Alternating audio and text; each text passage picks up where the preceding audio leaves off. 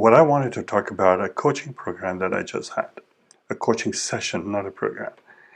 It was a coaching session that I had with a client, and in that time of the coaching, she constantly kept on saying, I need to make money. I need to do this. I need to be doing that.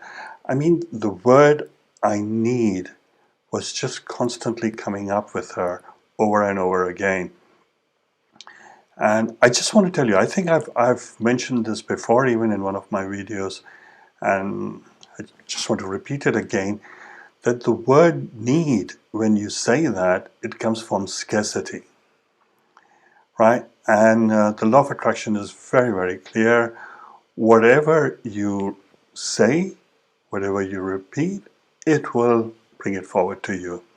So if your thoughts are of I need, which is a scarcity, it is going to create more needs for you. What you need to do is you have to change that word I need to I want. Because remember, when you say the word I need to pay my bills, I need to buy the car, I need to buy this house, it is coming from the scarcity side. And right after the word need, you have another story to tell. The reason is, why do you need to? Why do you need to pay the bills? Why do you need to go on the holiday? But the moment you say, I want to, everything changes that time.